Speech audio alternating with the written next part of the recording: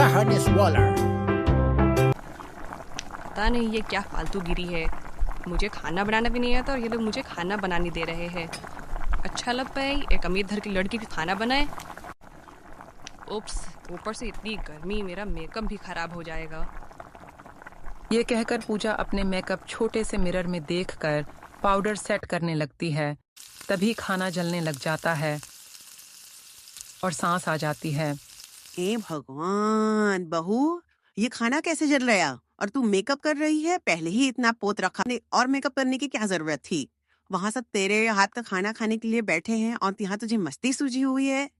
उप्स, खाना जल गया। मैंने तो ध्यान ही नहीं दिया मम्मी जी। कोई बात नहीं, आप बाहर से ऑर्डर कर लीजिए। वैसे भी मुझे खाना बनाने नहीं आता। हाँ, वो तो मैं देख ही रही हूँ। तुम्हारी पहली रसोई थी और ये भी तुम्हें रेस्टोरेंट के खाने से करवानी है? निकम्मी कहीं की। क्या कहा आपने मम्मी जी? आपको पता भी है मैं कितने बड़े घर से आई हुई हूँ। दहेज तो देख ही लिया होगा आपने मेरा। हाँ तो दहेज की चीजों से खाना बनवाऊं?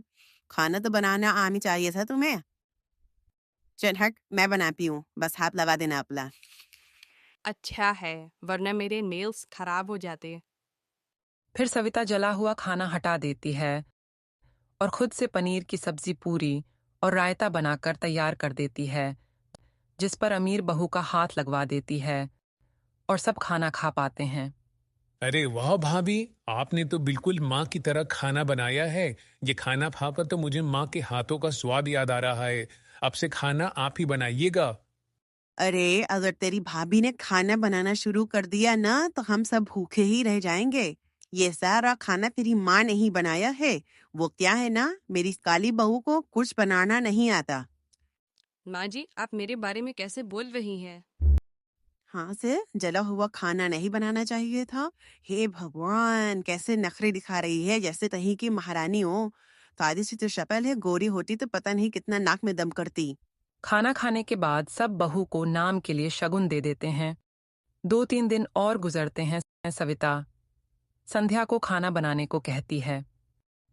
खाना बनाने की कोशिश में वह फिर से खराब खाना बना देती है, जिसे खाकर घर वाले उगल देते हैं। अरे रहनी दो, तुम खाना मत बनाना आपसे। सविता, तुम किसी से कह देना या फिर खुद ही खाना बना लेना। हाँ जरूर, मैं पता नहीं इतने अरमान से इतने बड़े घर की लड़की ढूंढ कर लाई थी कि अच्छा अच्छा खाना बनाएगी, लेकिन मेरी तो जिंदगी ही खराब थी। क्या बात है माँ जी, आप कुछ बड़बड़ा रही हैं? दहो, मैं तेरे बारे में कुछ नहीं बोल रही थी, समझी? ऐसे ही दिन गुजरते हैं। सविता खुद खाना बना बनाकर और अमीर बहू के तेवर से बहुत ज्यादा परेशान थी। इस बीच वह गरीब घर की अच्छा खाना बनाने वाली नंदिनी को अपने छोटे बेटे के लिए ढूंढ लेती है और झट से शादी कर देती है। शादी के बाद पहली रसोई में छोटी बहू बहुत अच्छा खाना बनाती है और सविता अपनी छोटी बहू को अपने हाथ से चांदी की पायल देती है। अरे वाह बहू, तूने तो दिल खुश कर दिया।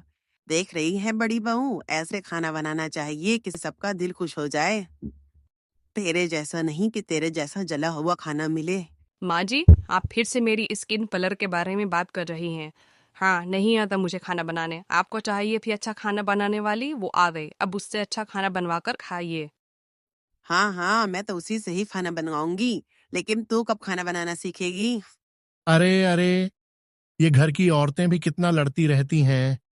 शुक्र है उस जमाने की नहीं है, नहीं तो तलवार लेकर निकलती ही। बात तो सही है बेटा। हम्म, तुम तो चुप ही रहो। दिन गुजरते हैं। घर वाले छोटी बहू के हाथ का खाना खाकर बहुत खुश होते हैं। वहीं आए दिन संध्या छोटी बहू के खाने में कमी निकालती रहती है, जैसे कि अभी। नंदिनी, तुम कैसा खाना बना रही हो? ना इसमें नमक है ना मिर्च है। माँ जी तो वैसे ही तुम्हारी बस तारीफ करती रहती हैं। अभी खाना बहुत ही अच्छा बना है, बस नमक थोड़ा कम है, आप ऊपर से डालकर खा लीजिए। और मिर्च भी बिल्कुल ठीक है, अगर इससे ज्यादा आपको खाना है तो आप खा लीजिए। मुझसे ज्यादा टाइम हो गया है आपको इस घर में आए, लेकिन फिर भी आपको खाना बनाने का अंदाजा बिल्कुल नहीं हुआ। कुछ दिन हुए हैं तुम्हें इस घर में आए और तुम मुझसे जुबान चढ़ा रही हो। भूलो मत कि मैं एक अमीर घर से आई हुई हूँ और तुम एक गरीब घर से। तभी तो आपको अच्छा खाना बनाना नहीं आकर और माँ जी से हर वक्त सुनती रहती है। कम से कम अच्छा खाना बनाकर मैं सबका दिन तो खुश कर देती हूँ, वरना आपके आस में तो घर वाले भूखे ही रह जाएंगे। ये बस करो तुम दोनों लड़ना। फिर दोनों बहू खाना खाती हैं। ऐसे ही शाम के टाइम अरे संध्या बहू, जरा चाय तो बना कर ला। अच्छा नहीं, तू रहने दे, अपने जैसे ही काली चाय बना कर लाएगी। नंदिनी बहू, जा तू चाय बना कर ला। यह कहकर नंदिनी अपनी सास के लिए चाय बनाकर लाती है, जहां वह सास के सामने अपने हाथ को चाय से मैच करके दिखाती है। मेरे से अलग है चाय, दूध वाली चाय। हाँ हाँ ठीक है, अब मैच करके मत दिखा। बड़ी बहू, तो छोटी बहू से खाना बनाना क्यों नहीं सीख जाती? कब तक जला हुआ सड़ा खाना बनाती रहेगी? जब तक आपको आदत नहीं हो जाती। यह कहकर संध्या उठकर वहां से चली जाती है। कुछ दिनों में सविता को समझ में आ जाता है कि वह बिल्कुल भी खाना बनाना नहीं सीखना चाहती, इसलिए वह दोनों बहू की रसोई का बंटवारा कर देती है, जिसे सुनकर दोनों हैरान हो जाती हैं। माँ जी, मुझसे कोई गलती हुई है क्या? आप रसोई का बंटवारा क्यों कर रही हैं? सासू माँ, आप बंटवारा क्यों कर रही हैं? मुझे तो खाना बनाना भी नहीं आता। इसीलिए बंटवारा कर रही हूँ कि तुझे खाना बनाना आ जाए। वैसे भी तुझे छोटी बहू के खाने में कभी नमक कम, कभी मिर्च कम। अब वो अपने पति के लिए सिर्फ खाना बनाएगी, और मेरा मन जहाँ करेगा मैं उस बहू के हाथ का खाना खा लूंगी। माँ जी, ये बहुत गलत बात है। कोई बात नहीं, मैं कॉफी और मैगी बनाकर अपना गुजारा कर लूंगी। काश जिस वजह से बहुओं के बीच बंटवारा कराया है, उससे बड़ी बहू को खाना बनाना आ जाए, क्योंकि छोटी बहू तो रह ही देवी। बंटवारे की शाम संध्या अपने लिए मैगी बनाती है तो उसे भी जला देती है। अरे नहीं, मुझसे तो मैगी भी जल रही। सच में मैं किसी काम की नहीं हूँ। भूख बहुत तेज लगी है, जल्दी से कुछ ऑर्डर कर लेती हूँ। संध्या रसोई में खड़े खड़े फोन पर खाना ऑर्डर करती है। इतने में जली हुई मैगी की बदबू से सास बहू आ जाती है। ये क्या किया बहू तूने? मैगी भी जला दिया? सुबह तो बहुत कुछ बोल रही थी। क्या करूँ माँ जी, मैगी भी नहीं बनी मुझसे। चुल्लू भर पानी में डूब मर तू। 5 साल के बच्चे को भी पता होता है कि मैगी कैसे बनाते हैं, और तूने वो भी जला दी। हाँ, क्या भाभी, अब आप भाई साहब को क्या खाना देंगी? कोई बात नहीं, मैं खाना बना दूंगी। नहीं बहू, मैंने बंटवारा इसलिए नहीं किया कि तू सबको खाना बनाकर खिलाएगी।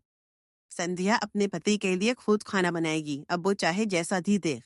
बंटवारे का मतलब यही होता है कि सब अलग अलग खाना खाएं। ठीक है माँ जी।